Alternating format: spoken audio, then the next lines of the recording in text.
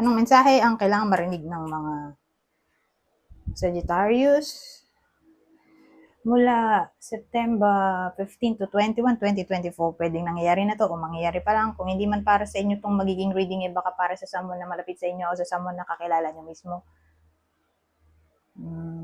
Baka may lumabas na gender mamaya, gawin nyo na lang energy, masculine at feminine energy. Pwede rin naman na wag nyo na pansinin yung gender. Hindi ko alam kung anong lalabas, kung positive ba o negative ang magiging reading. Depende sa kung anong mapipick up ang energy mamaya. Kung hindi man mag-resonate sa inyo to, edi i-adjust nyo na lang ang video, hanapin nyo to. Kung hindi pa rin, edi dito na. Ito ang last deck na gagamitin ko. Kakaiba naman sila. Okay? Kaya don't worry.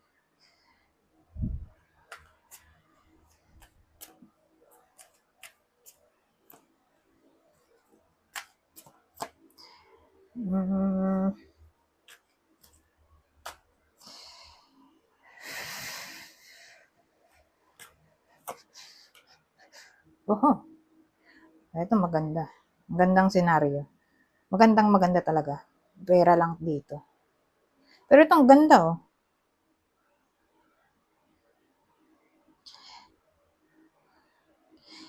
Itong tatlong to, reconciliation yan. Kaya lang may someone na duda at first sa topic ng reconciliation. Pero dahil ang dami ng good cards at isa lang siya, edi probably magkakaayos din. Okay, ano kayang reason ng problem dito? Na para bang may isa na parang hindi pa siya willing at first makipag-ayos o duda ba sa topic ng reconciliation, kung worth it ba to? Alamin natin, ano bang nangyari?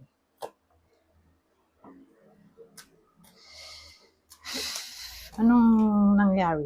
Bakit nag-away?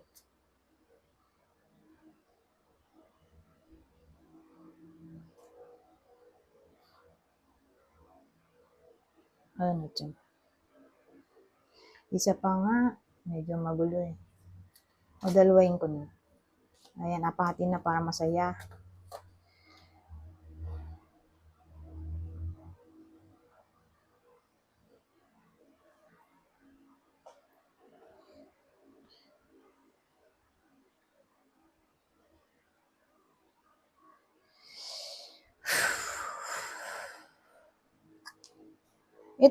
Itong dalawang to, ito rin yun eh. Itong tatlo, na para bang maaayos din ang lahat. Ito moving on, di ba? Ito naman, light at end of tunnel. Ibig sabihin, may pag-asa pa. Ano kaya yung pinag-awayan nga? Tingin ko promise to. Promise na hindi tinupad. Sabihin natin yung promise ay about traveling.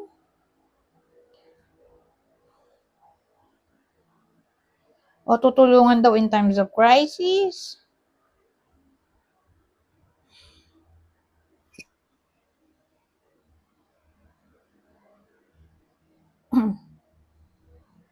So yun lang naisip ko. Na pwedeng promise.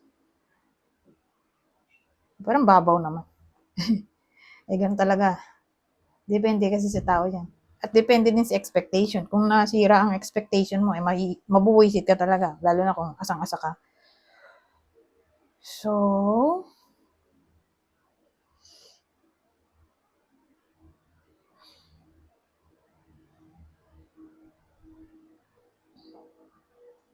wala nang maisip eh.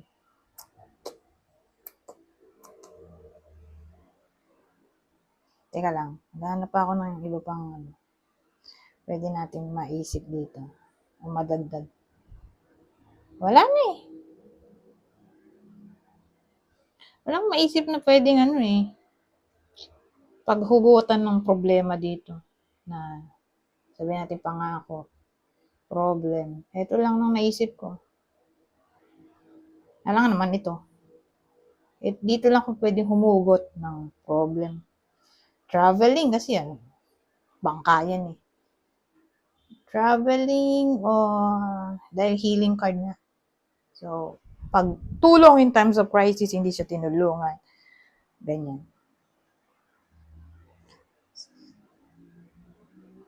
So, anyways, ang mahalaga, mababaw lang, di ba? Mababaw lang yung problema. Kaya nga, madali lang din maayos dito. Oh. Dahil hindi naman siya big deal. Ito, kahit dito, may healing o reconciliation. Posible talaga. Oh.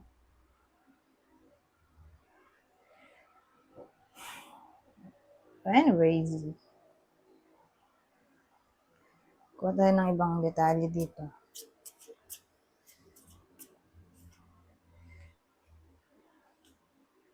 Oh, ito saka to pares lang oh. 'Di ba? Nagbabangka din to. Pero magkaiba silang deck. Oracle to eh.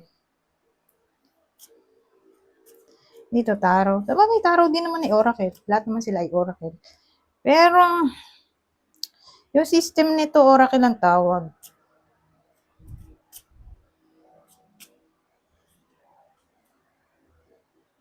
Kasi naiba, oracle sila lahat. Pero parang maiba-iba. Nagkaroon ng iba't ibang system na tinatawag. So, Tarot, Lenormand, Sibylla, playing cards, ano ba? So on and so forth. So, doon na papasok yung oracle. Bukod sa oracle sila lahat. Oracle system. Hindi to eh. Well, anyways, magkamukha nga sila, pero hindi sila magkatulad. Okay? So, anong topic dito?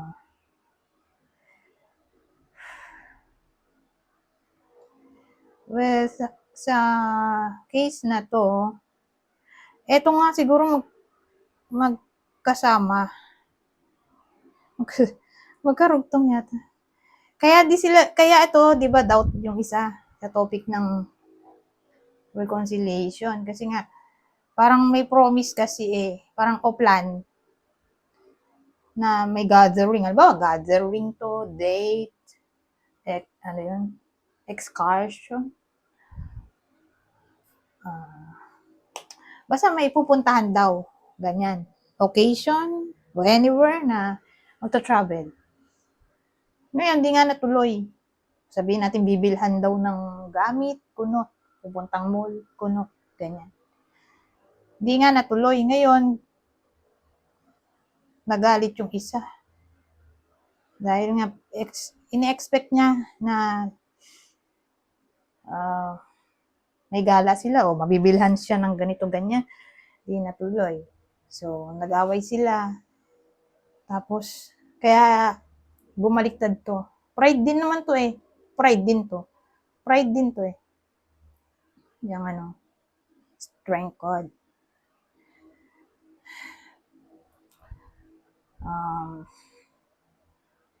Lalo na kung baliktad. Yung strength. Ay, basta ganun.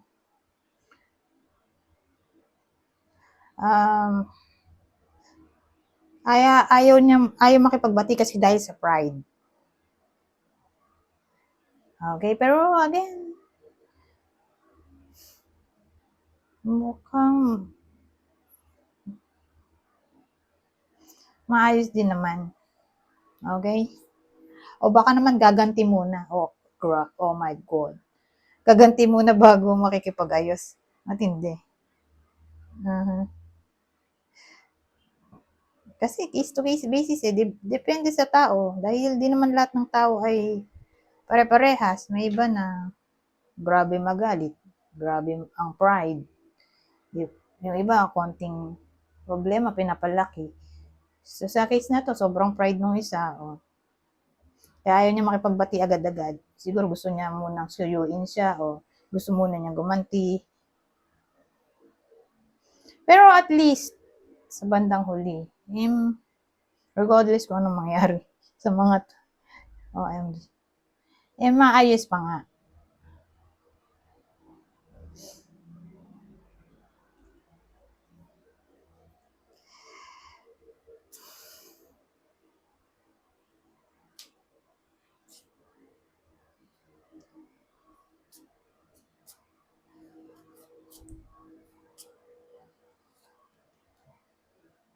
Ano naman to?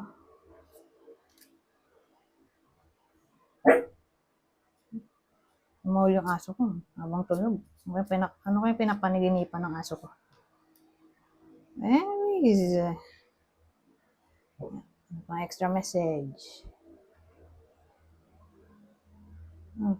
Dito, ano kaya to? Well, mukhang may magandang mangyayari. Although, katakatakot yung itsura nito. Ganito to.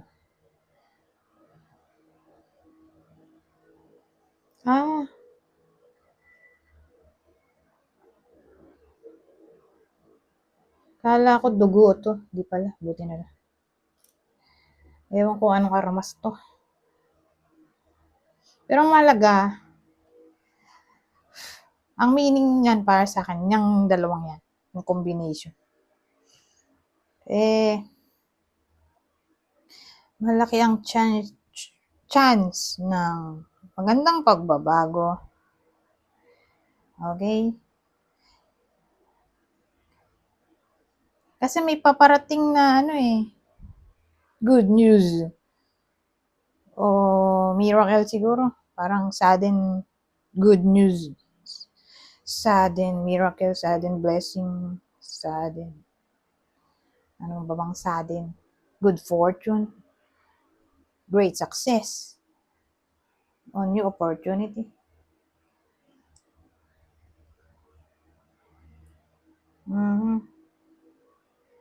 Pero tingin ko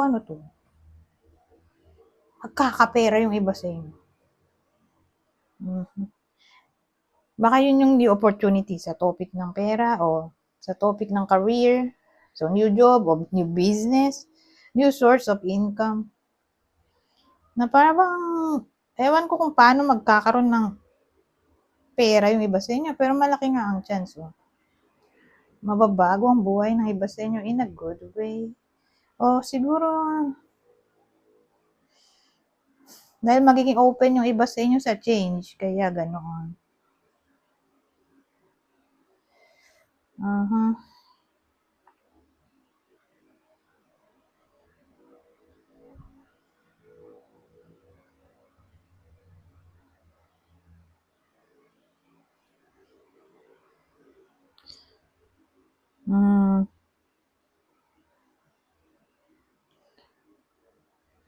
So,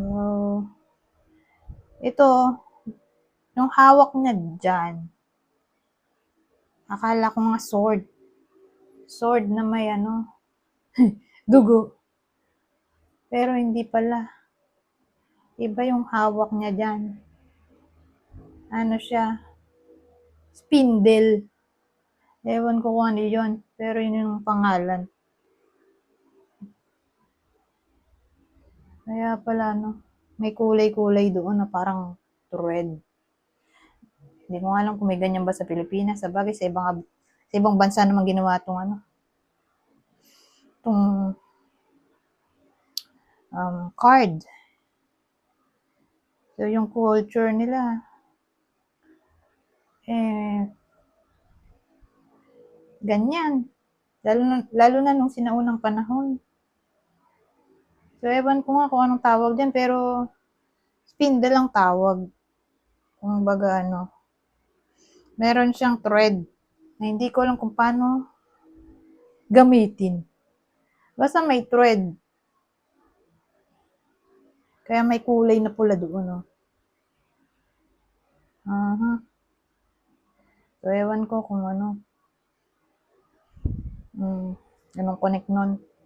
Pero to kasi ay siya yung card ng fate. So, pag sinabi mong fate, may kinalaman siya sa tadhana.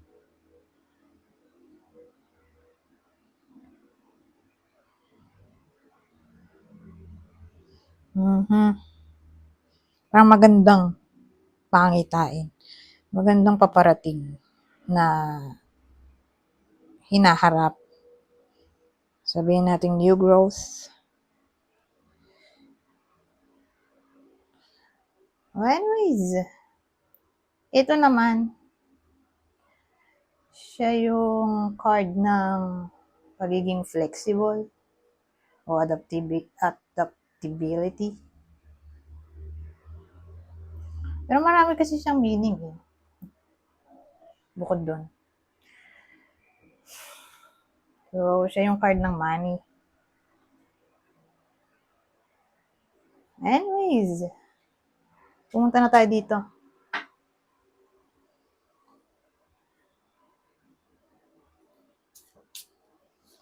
Extra message o advice sa week na to.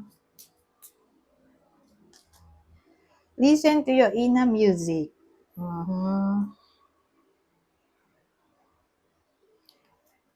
Parang ano yun eh. Follow your own beat. Follow your beat. Follow your own beat of your drum. Saan ko pa nabasa yun?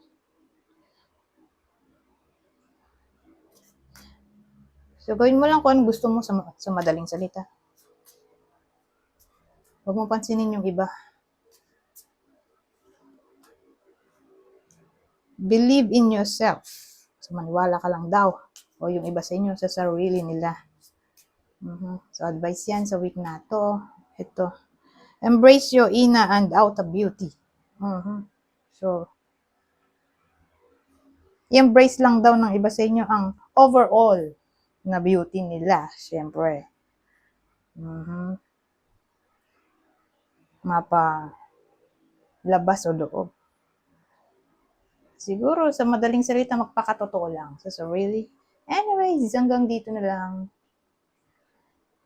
Goodbye for now.